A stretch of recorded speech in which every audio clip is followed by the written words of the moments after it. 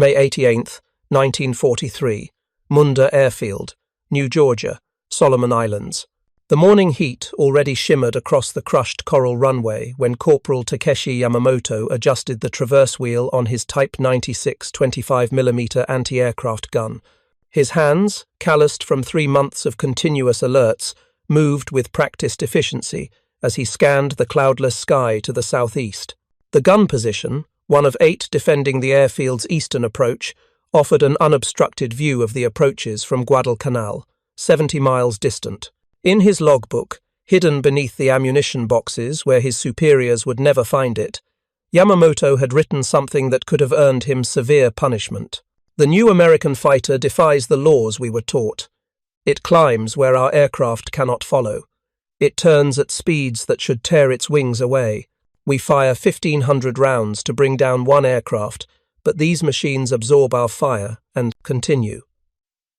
What Yamamoto and thousands of Japanese anti-aircraft gunners across the Pacific were witnessing was not simply a new fighter aircraft. They were observing the manifestation of American industrial supremacy in its most devastating form. The Vought F4U Corsair, with its distinctive inverted gull wings and massive Pratt & Whitney R2800 double Wasp engine producing 2,000 horsepower, represented a technological leap that rendered obsolete every tactical doctrine Japanese gunners had perfected since the invasion of China in 1937. The statistics that would later emerge told a story of complete mismatch. The Type 96, Japan's primary medium anti-aircraft weapon, required an average of 1,500 rounds to shoot down an aircraft at a height of 1,000 meters and a range of 2,000 meters. Against slower, lower-flying targets, this ratio dropped to as low as 7 rounds per aircraft when ammunition was plentiful, and gunners waited until targets closed to 800 meters. But the Corsair changed every calculation. To understand the psychological devastation these ground crews experienced, one must first comprehend their confidence in early 1943. Japanese anti-aircraft units defending forward bases like Munda had achieved notable success against American F4F Wildcats, P-39 Airacobras, and even the troublesome P-38 Lightning. The Type 96, a locally built variant of the French Hotchkiss 25mm design, had proven adequate against aircraft operating at altitudes below 6,000 feet and speeds under 300 miles per hour. The Type 88 75mm guns, deployed in batteries of 4 around critical installations, provided overlapping fields of fire with an effective ceiling of 22,000 feet. Combined with searchlights, visual observers, and radio communication networks, Japanese gunners had developed a defensive system that made daylight raids costly for American forces throughout 1942 and early 1943. Warrant Officer Hiroshi Nakamura, commanding the anti-aircraft battery at Rabaul's Lakunai airfield, had trained his gun crews to a level of proficiency that earned commendation from Naval Command. His 12 Type 96 guns, arranged in defensive positions that provided 360-degree coverage, had claimed 17 confirmed kills against American bombers and fighters between August 1942 and February 1943. His crews could sustain a rate of 220 rounds per minute from each twin-barreled mount, creating a curtain of fire that forced American formations to fly higher, reducing their bombing accuracy. In March 1943, Nakamura's unit received new instructions from Naval Technical Intelligence based on reports filtering back from Guadalcanal. The Americans had deployed a new fighter with unprecedented performance characteristics. The directive classified, most secret, detailed specifications that seemed impossible. Maximum speed 417 miles per hour at 19,900 feet. Climb rate 2,890 feet per minute, reaching 20,000 feet in 7.7 minutes. Service ceiling 36,900 feet. Armed with 650 caliber machine guns firing 69 pounds of metal per second. Nakamura read these figures with professional skepticism. If accurate, this aircraft could operate at speeds and altitudes where Type 96 guns became largely ineffective. The optical sights, designed for targets moving at maximum 600 kilometers per hour, would require improvised corrections for aircraft exceeding this speed by significant margins. The traverse and elevation mechanisms, even in powered triple mounts, could not track targets maneuvering at such velocities. Most troubling was the climbing performance. An aircraft that could reach combat altitude in under 8 minutes rendered the standard defensive tactic of concentrating fire during approach climbs nearly useless. The first confirmed engagement between ground-based anti-aircraft units and Corsairs occurred on February 14, 1943, during the raid on Kahili Airfield. 12 F4U-1s from Marine Fighting Squadron VMF 124 escorted PB-4Y liberators in what Americans would call the St. Valentine's Day Massacre. While the engagement proved tactically mixed, with losses on both sides, Japanese gunners reported something unprecedented. Corporal Masao Watanabe, whose battery fired over 600 rounds during the engagement, later testified to investigators from the Naval Technical Research Center. The Blue fighters appeared at 12,000 feet, much lower than our intelligence suggested they would operate. We engaged with full battery fire. I observed our tracers striking the wings and fuselage of at least 3 aircraft. They did not smoke, they did not falter. They continued in formation, climbed to 15,000 feet while we fired, then dove through our fire at speeds we could not track. My crew fired 230 rounds. We claimed no hits that produced visible effect. The technical reality behind Watanabe's observation revealed the true disparity. The Corsair carried 155 pounds of armor plate protecting the pilot, oil tank, and oil cooler. The bulletproof glass windscreen measured 38 mm thick, capable of stopping 7.7 mm rounds at point-blank range. Self-sealing fuel tanks, containing layers of rubber that expanded when punctured, prevented the catastrophic fires that claimed so many Japanese aircraft. The Type 96's 25 mm rounds, while capable of destroying unarmored targets, produced minimal effect against this level of protection. If you're enjoying this deep dive into the story, hit the subscribe button and let us know in the comments from where in the world you are watching from today. By April 1943, Japanese anti-aircraft batteries across the Solomon Islands were encountering Corsairs with increasing frequency. The pattern emerged consistently in after-action reports. The American fighters would approach target areas at altitudes between 15,000 and 25,000 feet, well above the effective range of most Type 96 positions. When Japanese fighters rose to intercept, the Corsairs dove through defending formations at speeds approaching 450 miles per hour, fired devastating bursts from their 650 caliber machine guns, then executed vertical climbs back to altitude that left pursuing Zeros struggling at their operational ceiling. Japanese gunners found themselves in an impossible tactical situation. If they held fire until targets closed to effective range, 800 to 1,000 meters, the Corsairs' speed meant they had perhaps 3 seconds to track, fire, and achieve hits before targets escaped their firing arc. If they opened fire at longer range, attempting to force the American aircraft to break formation or abandon attack runs, they wasted precious ammunition against targets moving too fast for accurate fire. The mathematics of aerial gunnery, refined through years of combat experience, broke down completely against the Corsairs' performance. The Type 96's traverse rate, even in powered mounts, reached a maximum of 12 degrees per second.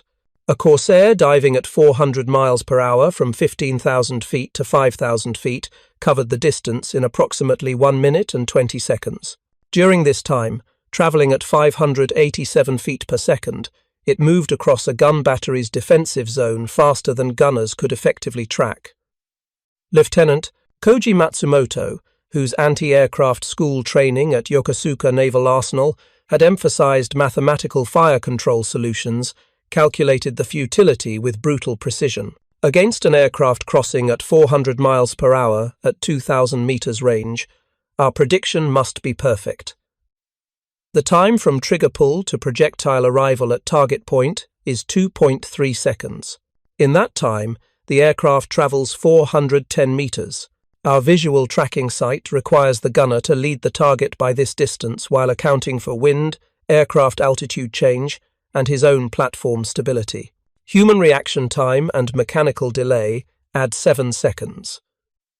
The target moves an additional 177 meters during this delay. Even perfect crews achieve less than 2% hit probability under these conditions.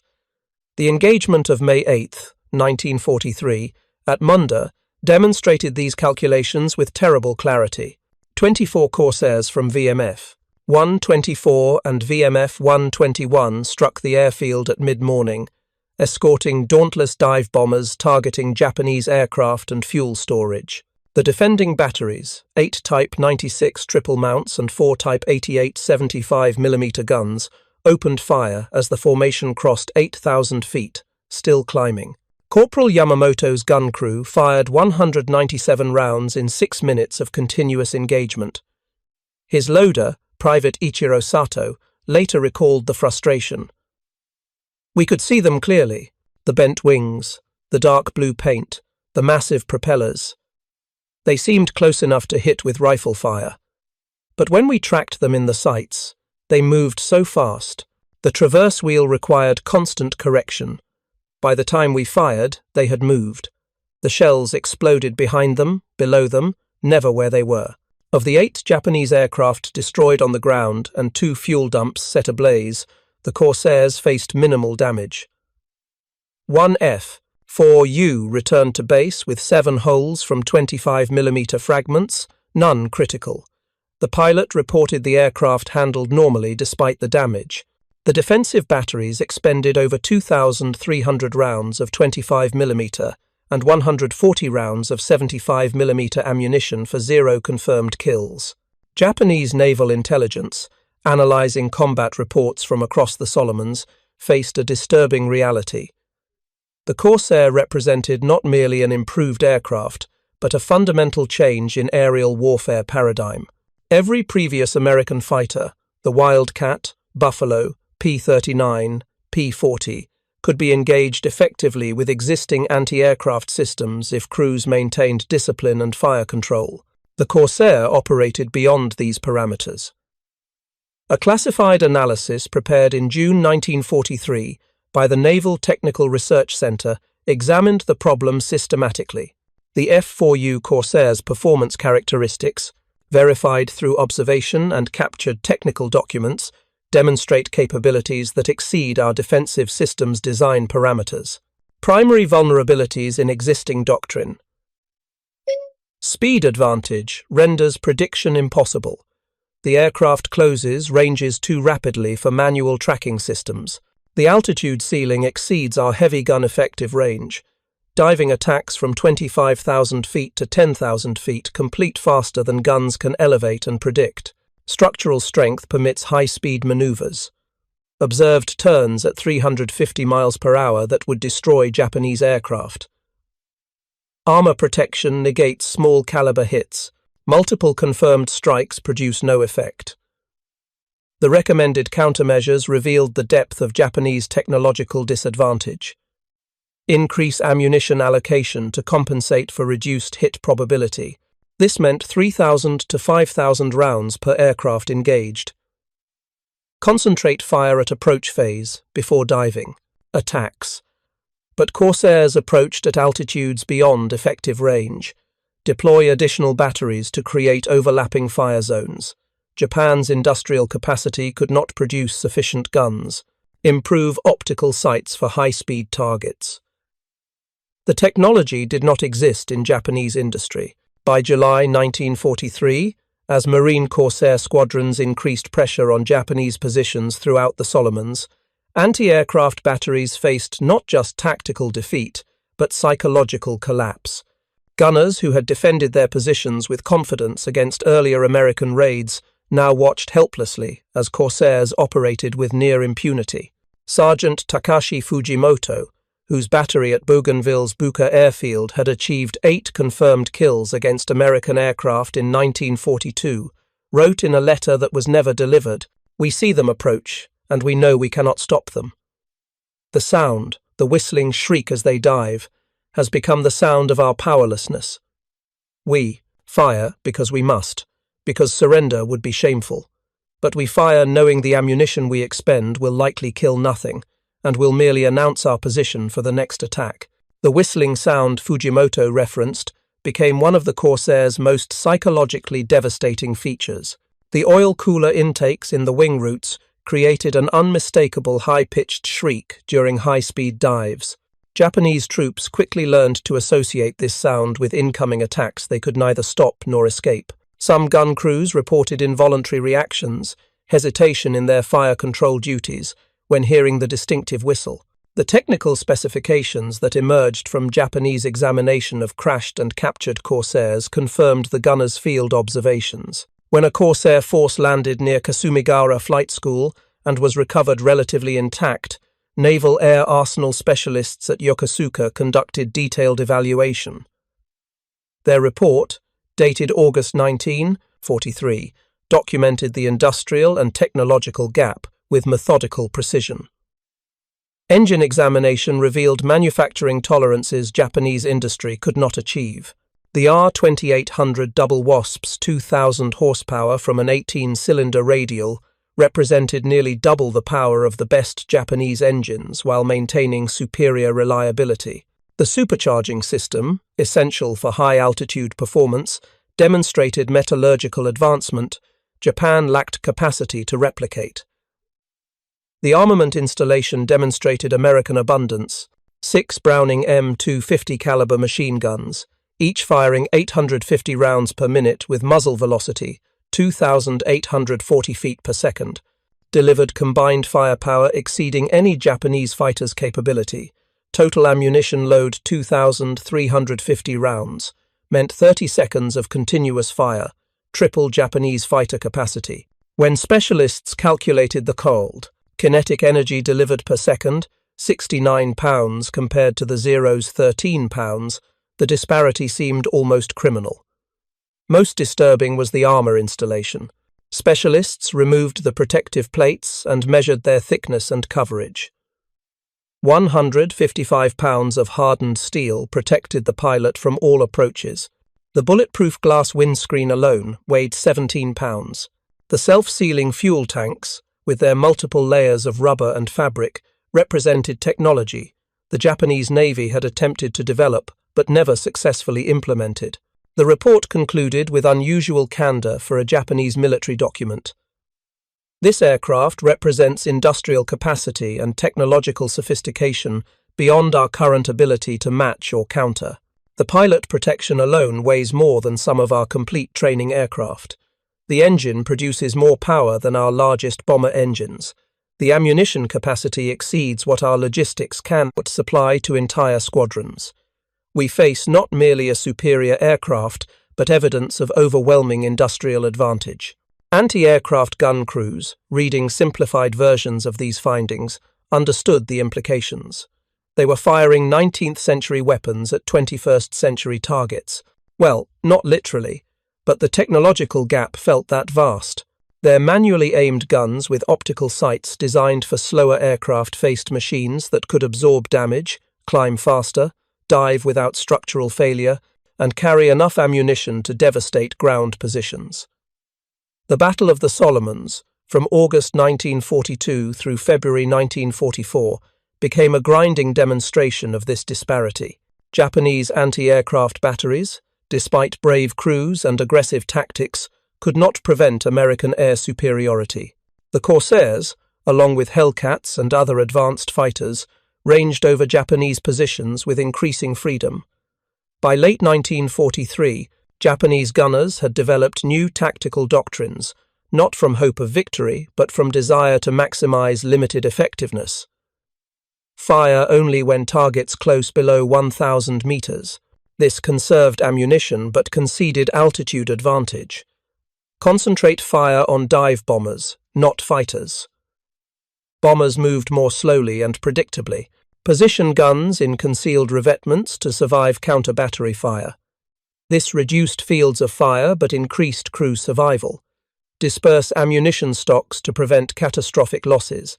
Reflected the desperate supply situation. The psychological journey from confidence to resignation took mere months. Gunners who had entered 1943 believing they defended their positions adequately discovered by year's end, they served merely to document their own impotence.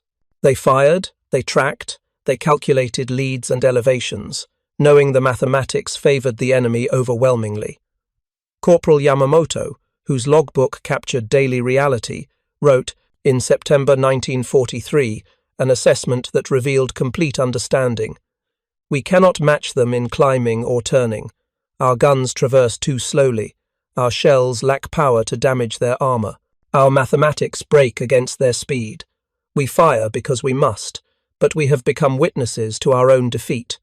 The bent-wing fighters own the sky, and we own only the ground beneath them.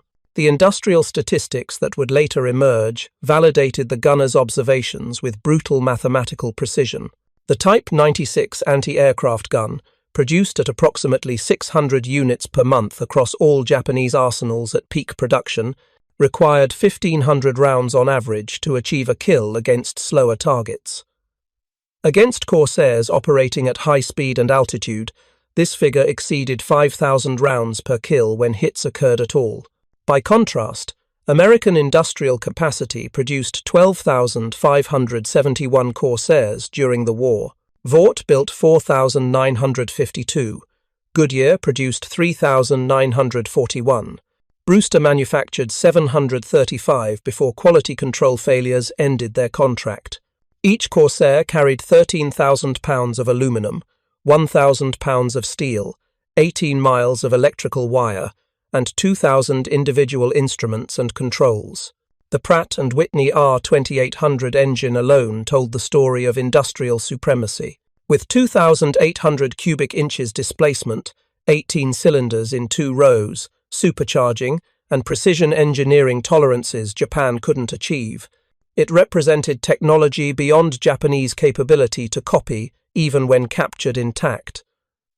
American factories produced these engines at rates exceeding Japan's total fighter production. The accumulation of these technical and industrial disadvantages created an operational reality of Japanese gunners faced daily. They defended positions against aircraft they could not reliably hit, flying at speeds they could not track, protected by armour they could not penetrate, produced in quantities they could not match, piloted by men trained in systems they could not replicate. Rabaul, Japan's fortress in the southwest Pacific, became the ultimate demonstration of anti-aircraft futility against Corsair attacks. The base, defended by over 100 Type 96 guns, 30 Type 88 guns, and numerous smaller caliber weapons, represented the most heavily defended Japanese position outside the home islands. Here, concentrated anti-aircraft fire should have extracted terrible costs from American raiders. The raids of November 1943 proved otherwise. On November 11th, carrier air groups including Corsairs struck Rabaul's harbour and airfields. Despite the defensive fire, which expended over 15,000 rounds of anti-aircraft ammunition, American losses remained minimal relative to damage inflicted. Japanese gunners reported the frustration of watching Corsairs dive through their fire, release weapons, and climb away faster than guns could follow. Lieutenant Matsumoto, analysing the November raids in his capacity as fire control officer, prepared a report that the Naval Command suppressed as defeatist, but which accurately captured the reality. Our defensive fire achieved a hit ratio of approximately 0.23%. Of 6,400 rounds fired at confirmed Corsair targets, we observed 15 hits that produced visible damage. Not one aircraft was brought down by anti-aircraft fire alone. 3 aircraft appeared to suffer damage that may have contributed to later losses, but primary destruction resulted from Japanese fighter interception, not ground fire. The report continued with devastating arithmetic. At current ammunition allocation and production rates, we possess sufficient stocks to engage Corsairs at current intensity for approximately 7 months. This assumes no increase in sortie rates and no decline in supply delivery. However, American forces continue expanding operations. If Corsair sorties increase by 50%, as intelligence suggests likely, our ammunition stocks will exhaust in 4 months. We will then defend our positions with small arms fire only. By December 1943, the situation reached crisis. Major Gregory Boyington's VMF-2 14 Black Sheep Squadron arrived with their F4U-1 Corsairs, featuring improved canopy visibility and refined controls. On December 17th, Boyington led 31 Corsairs as cover for bombing raids on Rabaul. The Japanese launched 40 Zeros to intercept. The defending anti-aircraft batteries fired over 8,000 rounds. The engagement demonstrated complete American dominance. The Corsairs climbed to 25,000 feet, altitude where Zeros struggled to maneuver and where Type 88 guns reached their effective ceiling. When Japanese fighters climbed to engage, the Americans dove through their formation at speeds approaching 450 miles per hour, fired devastating bursts, and zoomed back to altitude. The Zeros, unable to follow, unable to escape, unable to force close combat, lost 11 aircraft. 2 Corsairs returned with minor damage. Gunner crews on the ground watched this massacre with professional horror. They had fired continuously for 18 minutes. Their barrels glowed red, their ammunition stocks depleted alarmingly. Yet the bent-wing fighters maneuvered above them, untouchable, executing attacks with mechanical precision that defied every defensive calculation. Corporal Yamamoto, whose battery had fired 430 rounds during the engagement, recorded the psychological impact. We watched our pilots die. We fired until our barrels nearly melted. We achieved nothing. The American fighters climbed and dove and turned at speeds we were taught were impossible. They absorbed hits that should have destroyed them. They killed our pilots while we watched helplessly. This is not warfare. This is execution. If you find this story engaging, please take a moment to subscribe and enable notifications. It helps us continue producing in-depth content like this. The captured technical documents, wreckage analysis, and combat reports of Japanese intelligence compiled throughout late 1943 painted a picture of comprehensive inferiority. The comparison between the F4U-1 Corsair and Japanese defensive capabilities revealed gaps that could not be bridged through better tactics or improved training. F4U-1 specifications verified through multiple sources. Maximum speed 417 miles per hour at 19,900 feet. Service ceiling 36,900 feet. Rate of climb 2,890 feet per minute, reaching 20,000 feet in 7.7 minutes. Combat. Radius 475 miles internal fuel. 1,000 miles with drop tank, armament 650 caliber machine guns, total weight of fire 69 pounds per second, armor 155 pounds, protecting pilot and critical systems, construction aluminum alloy, stressed skin, self-sealing fuel tanks, armored oil coolers, Japanese Type 96 effectiveness parameters documented in field reports, effective range 1,000 meters maximum, effective ceiling 6,000 feet against maneuvering targets. Traverse rate 12 degrees per second powered mounts. Rate of fire 220 rounds per minute theoretical, 130 rounds practical due to magazine changes. Hit probability against targets exceeding 300 miles per hour less than 2%. Ammunition required per kill against armored targets is 5,000 plus rounds when achievable. The mathematics demonstrated impossibility. A Corsair attacking from 20,000 feet could dive to bombing altitude, release ordnance, and climb away in under 2 minutes total exposure time. During this period, traveling at speeds varying from 400 to 450 miles per hour, it presented a target moving too fast for manual tracking, protected by armor-proof against 25mm hits, and capable of outclimbing any pursuing fire. Even if gunners achieved perfect prediction and tracking, the shell's ballistics worked against them. A 25mm round fired at maximum elevation took approximately 6 seconds to reach 5,000 feet altitude. A 75mm round took 4 seconds. During flight time, the target moved over half a kilometer at typical Corsair speeds. Any evasive maneuver, even slight, rendered prediction worthless. Japanese anti-aircraft doctrine, developed through years of warfare in China and refined during early Pacific fighting, assumed certain constants. Aircraft would operate at speeds below 350 miles per hour. They would maintain relatively straight flight paths during attack runs. They would be vulnerable to small and medium-caliber fire. The Corsair violated every assumption. Lieutenant Nakamura, whose Rabaul battery had once been the pride of defensive operations, watched the systematic dismantling of Japanese air power with professional despair. By January 1944, he commanded gun crews whose primary mission had shifted from defense to survival. They no longer seriously expected to shoot down Corsairs. They fired to force the Americans higher, to occasionally disrupt attack runs, to demonstrate continued resistance. But they knew, and the Americans knew, the defensive battle was lost. The introduction of the F4U-1D variant in late 1944 added insult to defeat. This version carried 4,000 pounds of ordnance, bombs, rockets, and napalm, while retaining full fighter capability. Corsairs could now attack ground positions with punishment formerly delivered only by dedicated bombers, then defend themselves with performance no Japanese fighter could match. Japanese gunners faced Corsairs that arrived overhead, bombed their positions, strafed support facilities, engaged Japanese fighters that rose to intercept, and departed without apparent concern for ground fire. The defensive battle had become completely one-sided. The Pacific campaigns of 1944 demonstrated the consequences across every theatre. At the Marshall Islands, Corsairs from Marine and Navy squadrons operated against Japanese positions with casual efficiency. At the Marianas, they provided air superiority that made Japanese defense nearly impossible. At Peleliu and throughout the Philippines, they ranged freely over Japanese ground forces.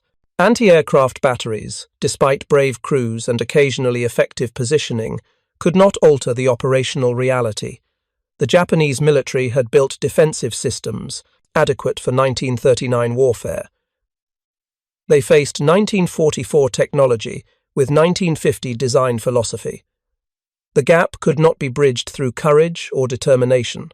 Corporal Yamamoto's battery, relocated from Munda to Rabaul to Truk as Japanese positions contracted, documented the steady decline through personnel losses and equipment degradation. His logbook entries charted not just military defeat but technological obsolescence. March 1944. Ammunition ratio reduced by 40%. We now fire only when targets approach below 1,500 meters.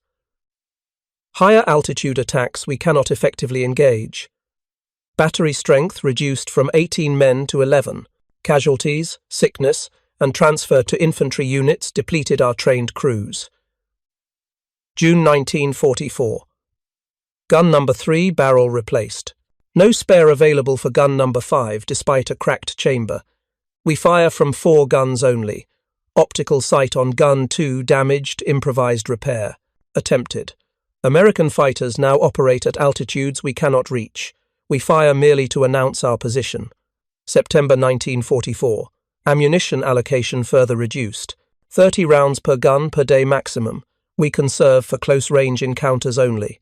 Saw 15 Corsairs today at 25,000 feet. Did not engage. Waste of ammunition. They own the sky completely.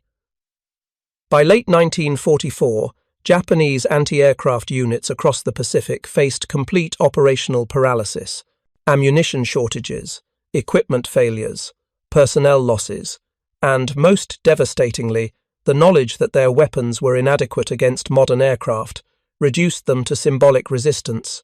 The Battle of Leyte Gulf in October 1944 demonstrated the end state. Corsairs from Marine squadrons aboard escort carriers provided fleet protection and ground support. Despite concentrated fire from remaining Japanese anti-aircraft positions, they operated with near immunity. Gunner.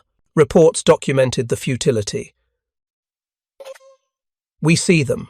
We cannot hit them. We fire because orders require it. We know we are wasting ammunition. The adoption of kamikaze tactics in late 1944 represented final acknowledgement of conventional defeat. Vice Admiral Takejiro Onishi, establishing the first suicide attack units, privately admitted the truth to his staff. Conventional combat against Corsairs and Hellcats has become impossible. Our pilots, especially the newer ones with minimal training, cannot survive standard engagements. Better to die with purpose attacking ships than be slaughtered in the air. This transformation from warriors seeking victory to pilots seeking meaningful death devastated anti-aircraft crews. They watched as pilots, many barely trained, took off on one-way missions not because of tactical advantage, but because fighting American fighters had become suicide without purpose. The final campaigns of the war, Iwo Jima and Okinawa, showed Japanese anti-aircraft defense in complete collapse. At Okinawa, Marine Corsairs flew over 15,000 combat sorties from Yontan airfield and escort carriers. They provided close air support, fleet protection, and constant combat air patrol. The nickname Angels of Okinawa reflected their decisive impact on marine infantry operations. Japanese anti-aircraft units defending Okinawa, despite advantageous terrain and prepared positions, achieved minimal success against Corsairs. The Americans lost 189 aircraft to all causes during the entire Pacific War, with ground fire accounting for a fraction. At Okinawa alone, facing the most concentrated anti-aircraft defense Japan could muster, Corsairs operated with statistics that revealed the true disparity. 15,000 sorties were flown, over 500 aerial victories were claimed, thousands of tons of ordnance were delivered. Yet, losses to anti-aircraft fire remained minimal despite intense ground fire. The Corsairs' speed, armor, and operational altitude rendered Japanese anti-aircraft defense effectively obsolete. Corporal Yamamoto, whose battery position on the northern Okinawa coastline fired its final rounds on June 14, 1945, recorded the war's end for his crew with exhausted acceptance. "We fired our last ammunition today. 37 rounds remaining from the initial stock of 15,000. 3 of our 8 guns are still operational. The Americans fly overhead continuously. We watch them, but no longer fire. Our war is over. We could not match them in climbing or turning or anything else. We tried. We failed." The bent-wing death machines proved unstoppable. The post-war analysis conducted by American occupation forces revealed the statistical validation of Japanese gunners' field observations, U.S. Naval Technical Mission to Japan teams interviewed surviving anti-aircraft officers, examined remaining equipment, and reviewed combat logs. Their findings documented comprehensive Japanese defensive failure. Against F4U Corsairs specifically, Japanese anti-aircraft units achieved approximately 15% hit ratio. This meant 6,667 rounds fired per hit achieved. Of hits achieved, fewer than 8% caused sufficient damage to affect combat operations. Less than 1% resulted in aircraft loss. The comparison with German anti-aircraft effectiveness in Europe highlighted Japanese technological disadvantage. German 88mm flak guns, superior in every measurable characteristic to Japanese equivalents, achieved approximately 3% hit ratios against Allied bombers flying straight and level. Against maneuvering fighters like the Corsair, even German effectiveness dropped below 1%. Japanese equipment, inferior in range, accuracy, rate of fire, and fire control, achieved correspondingly worse results. The Type 96, adequate against slower pre-war aircraft, proved completely inadequate against the American fighters of 1943 through 1945. The Type 88, though heavier and longer ranged, shared the same fundamental problem. It was designed for a previous generation of aerial warfare. The industrial statistics completed the picture of overwhelming disparity. American production, total fighters, all types 1943 through 1945, 1943 over 23,000, 1944 over 38,000, 1945 over 21,000 before Japan surrendered. Japanese production, total fighters, all types same period. 1943 approximately 7,000. 1944 approximately 5,400. 1945 approximately 1,100 before surrender. The Corsair production alone nearly matched total Japanese fighter output. Vought, Goodyear and Brewster combined produced 12,571 Corsairs. Japan produced 10,449 Zeros throughout the entire war, but raw numbers understated the disparity. Each Corsair represented technological and industrial capability Japan could not match. The engine manufacturing comparison proved most devastating. Pratt & Whitney produced over 125,000 R2800 double Wasp engines during the war for Corsairs, Hellcats, Thunderbolts, and other aircraft. This single engine type exceeded Japan's total aircraft engine production all types. The R2800's 2,000 horsepower, reliability, and maintainability represented mass production of sophisticated technology at scales Japan never approached. Japanese aircraft engine production peaked at approximately 19,000 units annually, all types combined. This included radial engines, inline engines, and training aircraft power plants. The average horsepower, under 1,200, reflected technological limitations and manufacturing constraints. Many late-war Japanese engines suffered quality control problems, reduced performance, and catastrophic failure rates due to material shortages and inexperienced workers. The pilots flying American aircraft received training that magnified technical advantages. U.S. Navy aviators received 600 hours flight training before combat deployment. This included 200 hours in advanced fighters, extensive gunnery practice, formation flying, instrument training, and tactical exercises. Japanese pilot training collapsed throughout the war. Early war aviators received 700 hours training through the rigorous Yokoran program. By 1943, training dropped to 150 hours. By 1945, some pilots deployed with 40 to 60 hours total flight time. They barely handled their aircraft, let alone fought Corsairs flown by thoroughly trained opponents. Surviving Japanese anti-aircraft gunners, interviewed during occupation, expressed themes that transcended technical analysis. They recognized they had fought a losing battle against overwhelming technological and industrial superiority. Their weapons, tactics, and doctrine proved inadequate, not through failure of execution, but through fundamental obsolescence. Master Sergeant Koji Tanaka, who commanded anti-aircraft batteries from Guadalcanal through Okinawa, provided an assessment that captured the collective experience. We were trained to defend against aircraft we understood. The early American fighters, Wildcats and P-40s, we could engage effectively. We achieved kills. We forced them higher. We disrupted their attacks. Then came the Corsair. Everything changed. The speed, the climb rate, the armor, the firepower, the altitude capability, all exceeded what we could counter. We fired because we were ordered to fire. We fired because not firing meant surrendering without a say. Fight. But we knew. From the first encounters, we knew these machines represented something we could not stop. The Americans had built fighters we could not reach, armored them so we could not harm them, and produced them in numbers we could not match. We did our duty. We fired until we had no ammunition. But the war was decided by factories in America that made such machines possible. The legacy of Japanese anti-aircraft crews facing Corsairs extended beyond military defeat. It contributed to fundamental transformation of Japanese society and industrial philosophy post-war. The complete failure of warrior spirit to overcome technological advantage helped discredit militaristic ideology.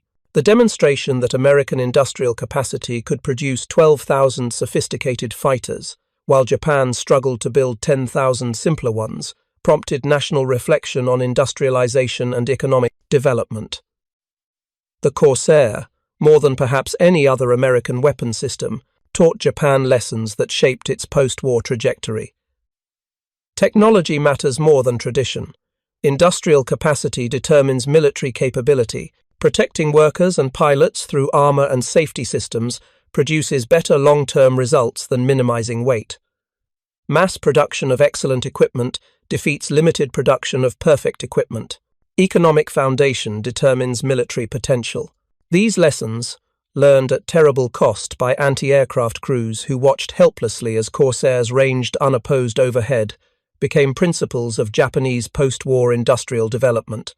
The nation that couldn't build engines to match the R-2800 became a global leader in automotive and aerospace engineering. The society that sent pilots to die in obsolete aircraft without armor developed a world-class safety culture.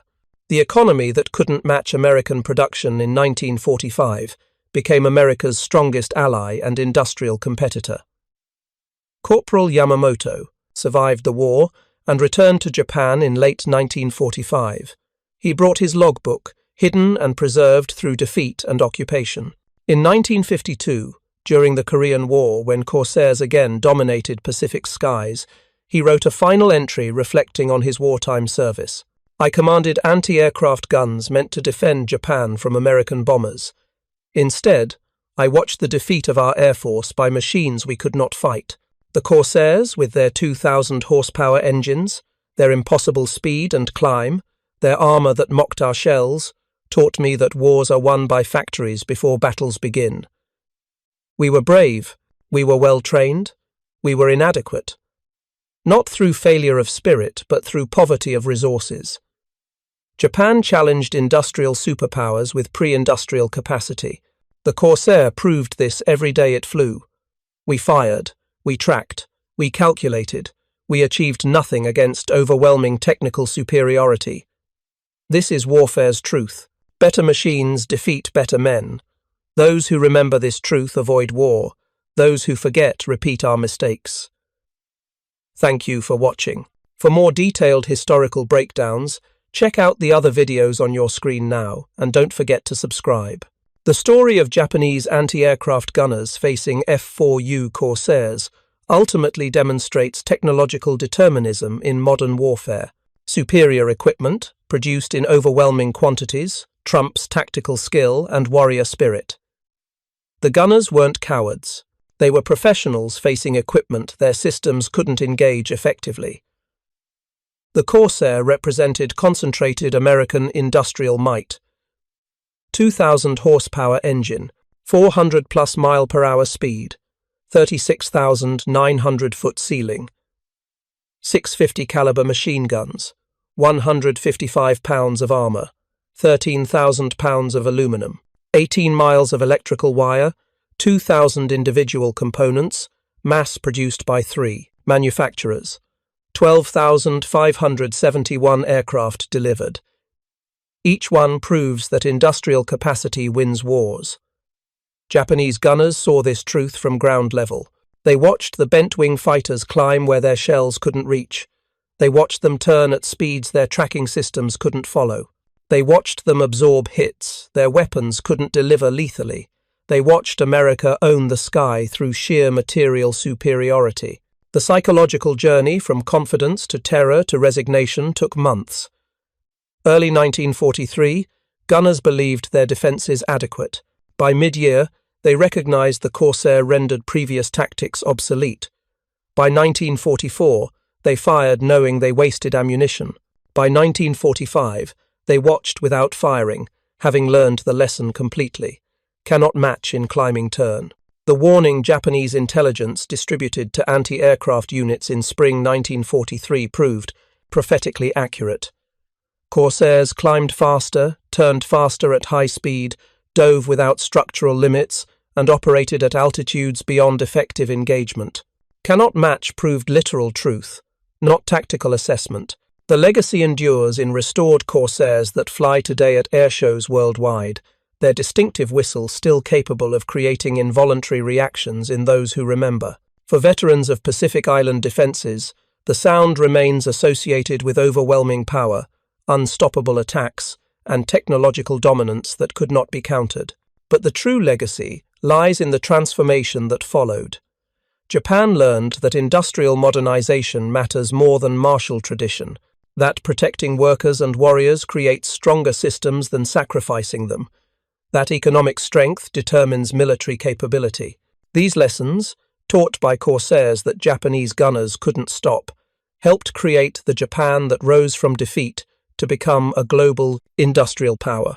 The anti-aircraft crews who fired until their barrels melted, who tracked targets moving faster than their systems could follow, who watched helplessly as American fighters dominated skies they were meant to defend, served as teachers of hard truths. Their experience validated what the statistics already proved. Modern war is industrial war.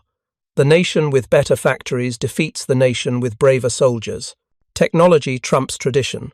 Material strength overcomes warrior spirit. In the end, Japanese anti-aircraft gunners facing Corsairs learned and taught a lesson as old as warfare but forever renewed. Superior equipment operated by adequately trained personnel defeats inferior equipment operated by excellently trained personnel. American Corsairs, products of industrial abundance, technical sophistication, and pragmatic engineering, overwhelmed Japanese defenses designed for earlier warfare. The warning circulated to gun crews in 1943 proved exactly correct.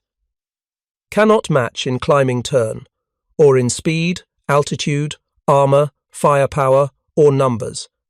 The Corsair represented everything Japan lacked and everything America possessed in abundance.